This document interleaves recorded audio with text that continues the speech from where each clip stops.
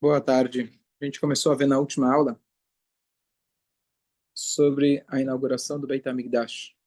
Ávila. Rei Shlomo, ele está inaugurando o Beit HaMikdash. A gente mencionou de passagem, naquele Yom Kippur eles comeram. Eu fiquei de confirmar e hoje então a gente vai falar a respeito desse Yom Kippur que eles comeram. O único Yom Kippur da história que o povo judeu inteiro, pelo menos quem estava lá, comeu nesse Yom Kippur. Então a gente terminou dizendo que o Shlomo HaMelech, depois que ele chegou no Beit HaMikdash, eles fizeram uma procissão, trouxeram para lá os Keilim, os objetos mais sagrados do templo, trouxeram até o templo. Eles inclusive vão colocar a arca sagrada no lugar mais sagrado, só que de última hora os portões daquele local ficaram fechados. Shlomo HaMelech fez várias rezas para Deus pedindo para que abrisse e nada adiantou. Até que ele invocou o mérito de Davi da Melech. Só em mérito de Davi os portões se abriram e aí eles entraram. E a ideia era, uma das ideias que Hashem quis mostrar de forma pública, de que o suposto pecado de Davi com Bathsheba, ele estava totalmente perdoado. E todos aqueles que ainda criticavam Davi, inclusive Shlomo, por ser o filho desse relacionamento, ficou agora atestado pelo próprio Hashem que esse era um casamento legítimo e que Davi da Melech era legítimo e de que Shlomo era legítimo e etc. Shlomo Melech, então, ele se prostra na frente de Hashem com os braços abertos. Você já deve ter visto, né, quando Sefaradi, eles fazem o Poter Yadecha, eles abrem os braços. Então está descrito sobre o Shlomo Melech que nessa reza foi assim que ele fez. Ele estava com os joelhos no chão e com os braços estendidos para o céu. Por isso que eles fazem o Amodse, eles fazem isso? Não é por isso. Aqui eu estou contando que existe um precedente na história é, é, desse gesto. Eles fazem isso no Poter Yadecha, porque Poter Yadecha literalmente significa abra suas mãos. Abra suas mãos e dê sustento para todo ser vivo. Então, abra suas mãos, eu estou abrindo as minhas também. Ou eu estou também aberto para receber. Quando eles vão comer, então existem aqueles que costumam falar Poter Yadecha, esse mesmo versículo, e eu acredito que a origem desse costume é porque a gente pediu para Deus, abra suas mãos e sustente. O que eu vou fazer agora? Comer halá. Halá é o sustento. Então eu vou lá e falo esse passuco. Então, não tem a ver com Shlomo especificamente, mas tem a ver com Poter Yadecha, tem a ver com abrir os braços.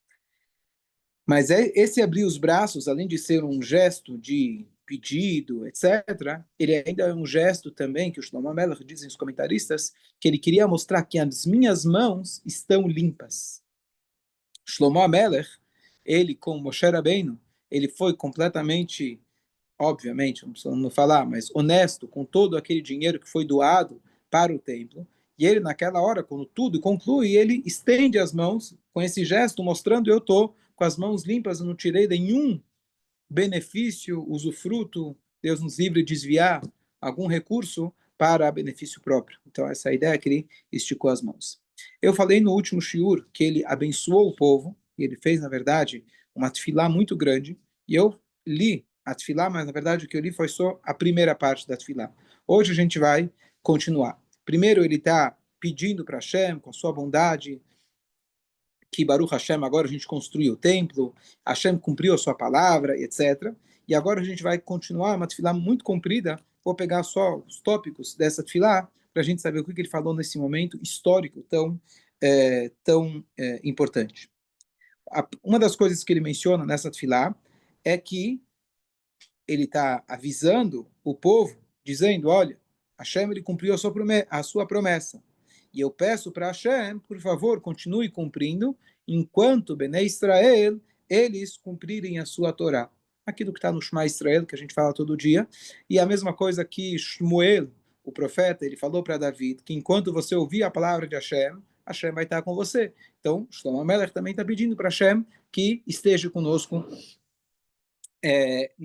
enquanto a gente cumprir, enquanto os descendentes nossos cumprirem a sua Torá. Depois ele fala: você cumpra a sua promessa, isso eu já adiantei da outra vez, que você disse que aqui vai ser tua casa. Então faz favor, Você falou que aqui é a tua casa, eu espero que você venha morar. Gastei, investi, agora espero que você goste. A engenharia ficou do agrado, não vai deixar agora, vai morar lá na tua outra casa, lá, os céus dos céus, casa de praia. Eu fiz essa daqui, espero que. Então, ele pede, ele invoca para Hashem, para ele realmente morar lá, ficar lá. Mostre a sua Shekhinah aqui aceitando as rezas do Bnei Israel, pelo mérito dos sacrifícios, pelo mérito de eles estarem servindo você aqui nesse Beit HaMikdash. Se uma mulher de Sotá, que é aquela mulher, quando surge uma suspeita, Deus nos livre dela ter cometido uma traição, essa mulher casada, ela tinha que ser levada até o templo, e lá ocorria todo um ritual, era um ritual que havia a presença de Hashem, porque era uma reação milagrosa que acontecia com ela ou não. Então Hashem fala, eu peço que isso aconteça. Com esses milagres presentes, isso vai fortificar a emuná, a fé das pessoas. Eles vão ver que a pessoa que pecou não vai passar impune. Na guerra, às vezes, Bnei Israel podem acabar sofrendo pelos seus pecados, no além. Mas é nessa hora que eles se arrependem e voltam para Hashem. Então eu peço que, quando eles vierem pedir perdão, você aceite o perdão. E que eles possam recuperar o controle do seu país, possam recuperar o controle das suas cidades. E isso vai tirar aquilo que se chama o Hilul Hashem, a profanação no nome de Deus, que os outros povos olham para a gente e dizem, esse Deus aí, nas minhas palavras, não está com nada. Ele falou que escolheu o povo de Israel e cadê? Está vendo? Eles estão perdendo. Então, se você proteger eles na hora que eles fazem chuvá, Hashem, ele então vai ser recuperado a sua reputação, o seu nome, Hilul Hashem. E aí ele pede mais uma coisa. Agora, impeça que as catástrofes naturais aflijam sua nação. Que não tenha, Deus nos livre, terremotos, que não tenham doenças, que não tenham, Deus nos livre, qualquer tipo de catástrofe. Às vezes, Bnei Israel fazem chuvá pelo medo. Não fizeram chuvá pelo bem, fizeram chuvá porque, às vezes, viram que a situação estava ruim, aí despertaram para chuvá. Mesmo assim, Hashem, eu peço para você que você aceite, que você dê chuva para eles mesmo assim. E quando eles não souberem por que não está chovendo, ajuda eles a descobrirem o pecado. Lembra, a gente teve de Davi da Melach, que foi muito difícil para ele descobrir, ele tentou de tudo para entender por que será que não estava chovendo. Isso aqui é uma brachá muito grande, quando você sabe qual é a origem dos teus problemas, por que será que está passando por isso? Fica muito mais fácil. A pessoa que sabe a origem de uma doença, Deus nos livre, ele já está com quase todo o caminho andado. Então, que Hashem possa fazer isso para ele. Se uma tragédia pessoal vier sobre qualquer judeu, doença, Deus nos livre, fome, praga ou perda em sua colheita, enquanto Bnei Israel estenderem as mãos em tefilá para Hashem no Beit HaMikdash, escute. Agora ele traz um detalhe interessante. Não escute, não aceite a tefilá de um Yehudi, que ele está pedindo algo que vai ser prejudicial para ele. Então, muitas vezes a gente está pedindo para Hashem, e Hashem parece que não está querendo dar para a gente, e a gente pensa, não está me ouvindo, não está escutando. Na verdade, ele sabe que não vai ser, aquilo não vai ser para o nosso bem. Então, não escute. E aí, ele fala, não atenda às tefilot feitas apenas por Yehudim, atenda também às tefilot feitas por um não-judeu que veio até o Beit HaMikdash. Falamos várias vezes que o Beit HaMikdash ele era uma fonte de brachá para todos os povos. Em Sukkot eles faziam sacrifícios simbolizando todos os povos. Se os povos soubessem a brachá que o Beit HaMikdash traz para eles, nunca teriam destruído o Beit HaMikdash. Um goi ele podia se aproximar no Harabait, até perto do Beit HaMikdash, bem próximo. E um goi ele podia mandar sacrifícios para serem ofertados no Beit HaMikdash. Quando Mashiach chegar, a linguagem é que Beiti Beit Filah, que a minha casa é uma casa de orações, e Karei Lechol Amim será clamado por todos os povos. Então, Beit HaMikdash, ele é a fonte de luz, de lá que Hashem criou o mundo, lá que começou tudo, então lá vem brachá para o mundo todo. Então atenda também as brachot. Obrigado. Acho que é mitzvah.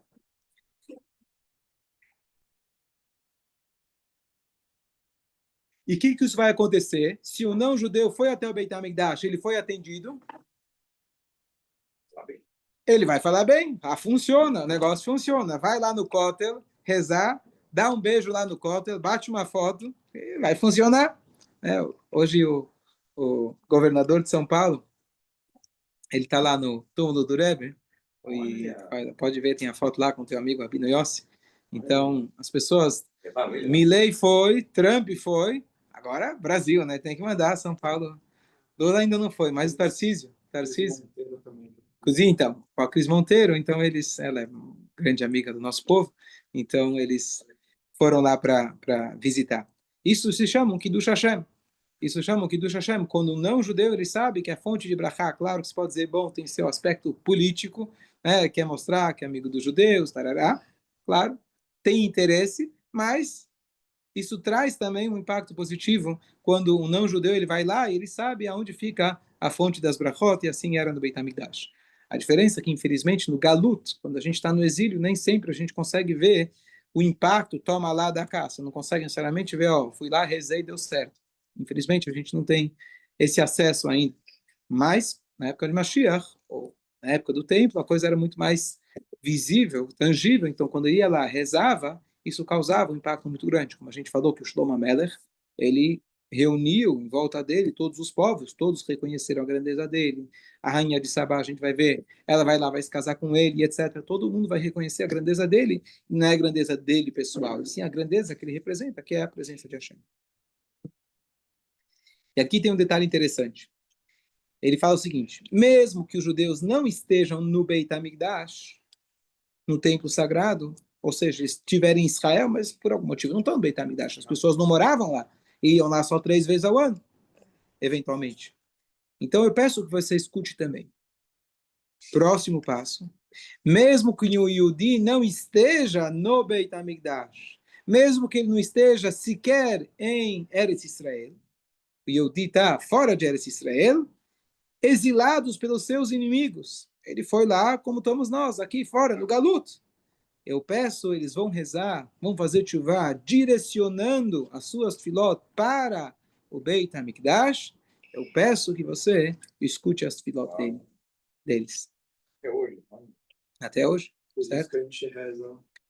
Exatamente, a gente reza direcionado para lá. Yaakov Avinu, quando ele deita, ele dorme, ele tem aquele sonho com a escada, etc. Ele fala, eu não sabia que aqui é a casa de Hashem, Vezé Sharashamam, e aqui é o portão dos céus. Então, lá é o portão dos céus. No planeta Terra, lá é o portão dos céus. Então, as nossas filó têm que ir passar por aquele portão. E aqui ele traz um detalhe interessante, que os Yehudim, ele fala, vão ser atendidos, eu peço que sejam atendidos em qualquer lugar em Israel. Qualquer lugar, inclusive fora de Israel. Quando ele falou que os não Yehudim sejam atendidos, que seja no Beit HaMikdash. Porque o Yehudi, ele sabe que a força dele vem de Akadosh Baruch Hu. O que ele queria, quando ele diz que os Yehudim sejam atendidos também, isso se abrahá que ele fez, é que sejam no Beit HaMikdash. Porque aí vão poder vincular e reconhecer que abrahá veio de Hashem. Caso contrário, isso pode não acontecer. Essa é, então, o resumo da Tfilá que ele fez naquele momento. Então, uma Tfilá, uma abrahá, um pedido, tudo isso ele fez naquele momento. Hashem respondeu, você vai ver, a gente falou antes que Hashem respondeu com sua presença, com a sua Shekhinah lá, a gente vai ver agora mais detalhes na presença. Então, aí agora vai aparecer, a gente falou que tinha uma nuvem, então agora ele fala que naquele dia foram feitos vários sacrifícios. Na última aula a gente falou que os sacrifícios foram feitos na procissão, eles iam parando, iam fazendo, mas quando chegaram no templo, bom, aqui é o lugar, aqui é o lugar. Então eles começaram a fazer muitos e muitos sacrifícios. Só que o altar do Beit HaMikdash tinha um tamanho limitado. O que você faz? Então aqui os sábios que estavam lá presentes na época, sábios, profetas, etc., eles fizeram algo extraordinário. Extraordinário significa fora do comum. O que eles fizeram? Eles momentaneamente santificaram o chão do Beit HaMikdash. Para você poder fazer um korban, tem que ser unicamente no Beit HaMikdash e unicamente no altar. É proibido você fazer fora. Lá é o único lugar que você pode fazer. Especialmente depois que o templo sagrado em Jerusalém foi construído, era proibido em absoluto fazer qualquer coisa fora do Beit HaMikdash. Mas aqui eles fizeram dentro do Beit HaMikdash, eles santificaram provisoriamente o chão do Beit HaMikdash e eles liberaram e disseram, falaram, olha, pode fazer teu korban, você não precisa levar ele até o altar, porque também não tem espaço, e no próprio chão do Beit HaMikdash você pode fazer os sacrifícios. Então eles expandiram o local, poderiam queimar no mesmo lugar. Exatamente. Sabino, quem fez a Gezerá de Betonidade? O que quer dizer? A Gezerá, quem fez? Quebrou o templo, quem fez? O primeiro templo foram os babilônios, os segundos foram os romanos. Aí a Gezerá de Betonidade. E aí, naquele momento, acontece algo fora do comum. Isso só foi permitido durante a inauguração, de fazer o sacrifício em qualquer lugar, que durou 7 dias. E, de repente, um fogo desce do céu, certo? Antes a gente falou da nuvem de Hashem, que estava presente não só no Kodesh HaKodashim, também se expandiu pelo templo. E agora eles veem um fogo celeste descendo lá. A gente sabe que durante o primeiro templo havia um fogo que descia no formato de um leão, e ele consumia os sacrifícios do povo. Isso aconteceu agora, veio um fogo e ele consumiu todas essas oferendas que os Yodim fizeram, não só em cima do altar, mas também no chão do Beit HaMikdash naquele dia. E os Yodim, naquele momento, quando viram esse fogo, que não era simplesmente um fogo, um show de fogos de artifício, etc., e sim era a presença de Hashem manifestada através desse fogo, então eles se prostraram no chão, agradeceram a Hashem e falaram as palavras famosas que está no Halel, que está no Teilim, Odu Hashem Kitov, Ki Leolam Chasdo, Odu, louvem Hashem Kitov, que ele é bom, Ki Leolam Chasdo, que para sempre é a sua bondade. Foi a resposta, então. Essa foi a resposta de Hashem, sem dúvida. Essa foi uma resposta muito clara do que estava acontecendo espiritualmente naquele momento. E aí, Shlomo HaMelech, então, ele conclui com uma brachá, antes foi uma tefilá, principalmente uma tefilá, pedindo para Hashem atender o povo. Depois, ele dá uma brachá para o povo. E eu tinha comentado que Moshe Rabbeinu, quando terminou o Mishkan, ele também foi lá e abençoou o povo, isso está na Torá. Então aqui ele vai lá e ele abençoa o povo. Vou ler algumas partes dessa brachá que ele deu. Ele fala que Hashem seja abençoado, que ele deu o descanso ao seu povo como ele prometeu. O que é o descanso? O descanso de seus inimigos. Até agora, apesar de eles tiverem momentos de vitória, mas estava sempre em guerra, sempre agora, finalmente eles estão com Shlomo, com Shalom, com paz. Então, Hashem, ele seja abençoado por isso. Tudo aquilo que a Deus prometeu para Moshe, que inclusive Hashem tinha falado na Torá, que sobre a construção da casa dele, etc. Então, tudo que ele falou para Moshe se concretizou. Nossos inimigos ao nosso redor estão subjugados e a gente vive em paz. E aí ele fala as palavras: que a Shekhinah de Hashem, que a presença de Hashem esteja conosco, assim como ela esteve com nossos antepassados no deserto. É verdade, nós temos um Beit HaMikdash e eles não tinham Beit HaMikdash, mas eles viviam a santidade do Beit HaMikdash. Eles estavam próximos de Hashem. Que possamos merecer e alcançar o seu nível. Que Hashem atraia nossos corações para ele. Que é uma tefilá curiosa. Normalmente você fala, tudo está na mão de Deus, menos o teu trabalho. Se aproximar de Hashem é contigo. Não, aqui ele fala que Hashem atraia nossos corações a ele. A gente dá uma forcinha, vai. Você consegue ajudar a gente, vai. Para seguirmos seu caminho, cumprirmos as mitzvot. Ele ordenou assim as mitzvot que ele ordenou para os nossos antepassados. Que ele cumpra as palavras da minha tefilá para que todas as nações da terra saibam que Hashem é o verdadeiro Hashem. Onde a gente fala isso na tefilá? Letaken olam malchut shindaled yud, que todas as nações, que o mundo seja consertado, que todo mundo possa reconhecer, no além a gente fala que todos possam reconhecer que Hashem é o verdadeiro Deus e não há nenhum outro. Que seus corações sempre sejam completamente fiéis a Hashem para cumprir suas mitzvot, assim como são hoje. É muito bonito no dia da glória, no dia da inauguração, estamos em paz, estamos com Beit HaMikdash, estamos com dinheiro no bolso, está tudo certo, tá tudo indo bem. Mas ele pede para Hashem, ele fala para o povo que seus corações sejam assim como o dia de hoje.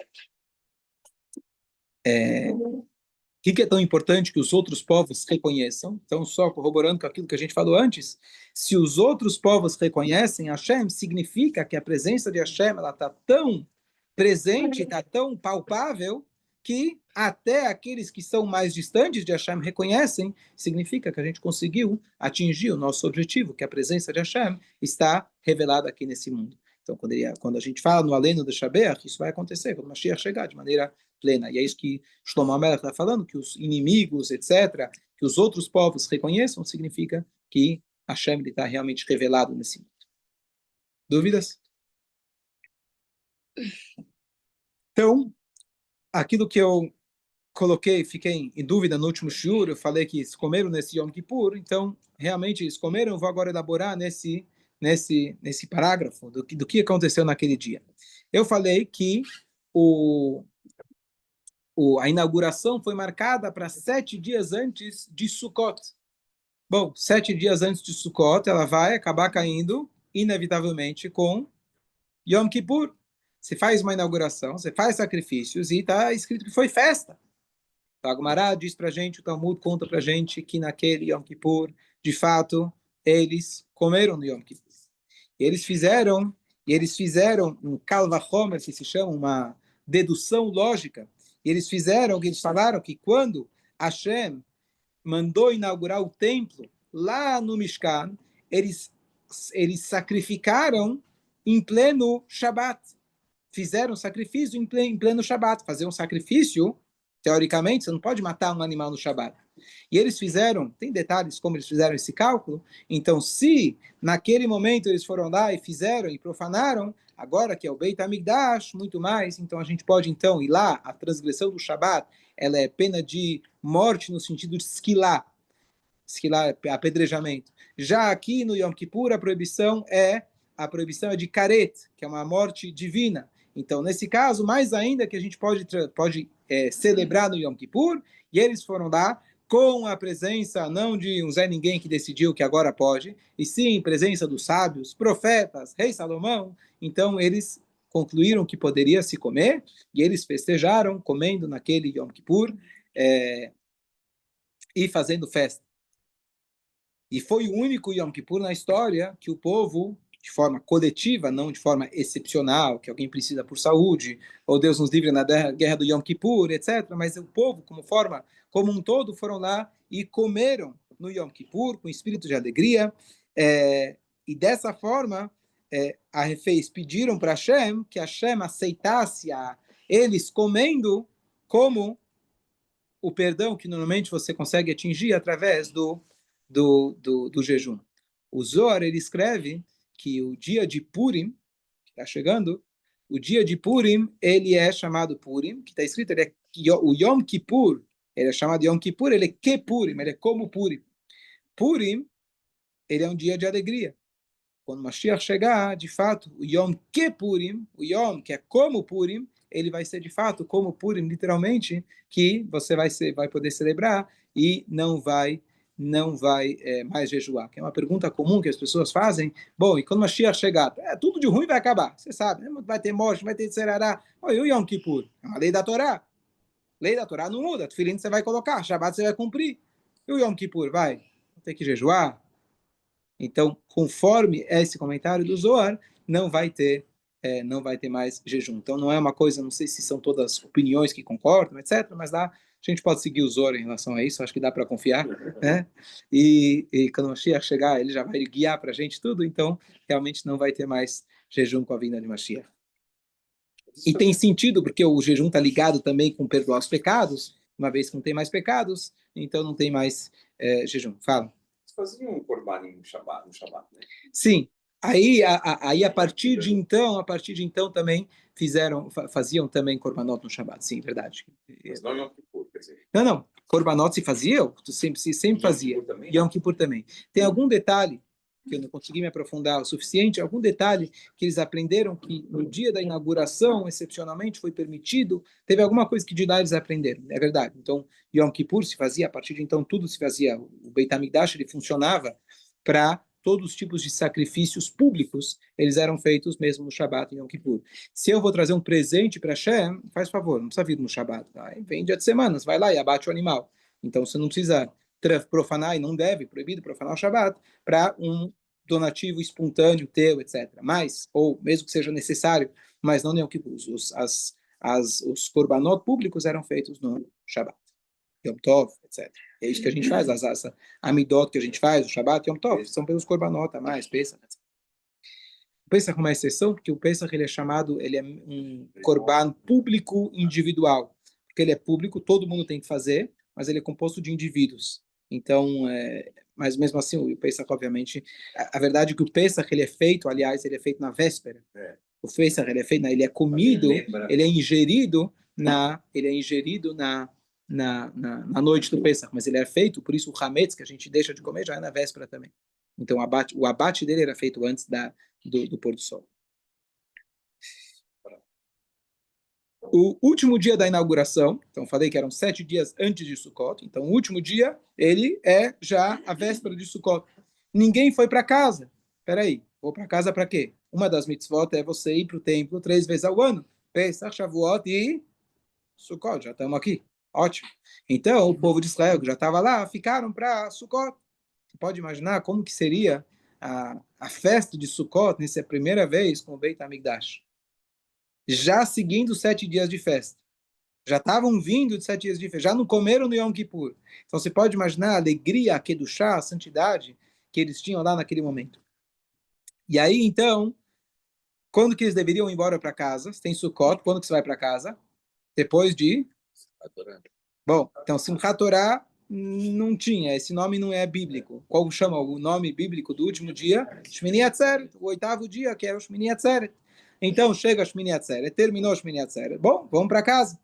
Mas o que acontece é que você não deve sair do Beit HaMikdash correndo. Assim como a gente tem aquela lei que você não sai da sinagoga correndo, você tem que sair devagar. Quando você se despede do Arona Kodesh, você dá passos para trás. Você vê o pessoal saindo do Kodesh, você dá passos para trás. Você não dá as costas. Então, está escrito quando a pessoa trazia um korban, a pessoa tinha que dormir em Jerusalém. Para você não sair correndo, fiz minha mitzvah, opa, vamos embora. Você tem que dormir. Então, eles dormiram até o dia seguinte, o que seria fora de Israel, o dia de Simchat Torah. E eles ficam até lá. Eles ficam até esse dia. E aí, nesse momento, acontece uma coisa que eles começam a pensar e falam, peraí, será que o nosso cálculo de ter comido em Yom Kippur foi correto? Será que foi? Será que fizemos certo? Só que naquele momento, eles tinham acesso direto e sai uma voz celestial, falam, vocês não precisam se preocupar, todos vocês são tzadikim, vocês têm uma parte no Olam Abá, tudo certo, está tudo bem, o cálculo que vocês fizeram foi correto, podem ir tranquilos para a casa de vocês. Então eles pernoitam, ficam lá em Jerusalém até o dia seguinte, e se pode imaginar como eles voltaram para casa com a presença de espírito, com a ascensão espiritual tão elevada, eles voltam para casa com essa simcha, com essa alegria da inauguração do templo, e agora o templo passou a fazer parte integral da vida judaica, porque até então eles tiveram 40 anos de deserto, no Mishkan, ok? Maravilhoso, que nem ele falou, era uma época de áurea também, estando no Mishkan, no deserto. Mas agora estão em Eretz Israel. Todos os anos que eles entraram em Eretz Israel até agora, tiveram um que era móvel, tiveram um que era de pedra, mas teve destruição, teve problemas, teve guerra, teve os outros que tiveram eram mais provisórios ainda, não era só um altar. Agora, finalmente, eles vão ter por 410 anos, o mundo judeu ele vai girar, a vida judaica, a vivência judaica gira em torno do Beit HaMikdash. Então é uma época de áurea, por isso o nome de Shlomo, o nome dele era Shlomo, que Shalom Hayab Yamar, paz havia na sua época, não só paz da ausência de briga e guerra, mas paz significa que eles estavam em paz realmente, nunca teve um momento tão bom na história do nosso povo, tão parecido com a vinda de Mashiach como essa época. Essa foi a época mais próxima, mais parecida com a vinda de Mashiach, que havia uma paz material e espiritual. Isso foi graças à presença do Shlomo, do Beit HaMikdash, a Shekhinah que estava presente naquele momento. Como desvirtou no final? Espera aí, Vera.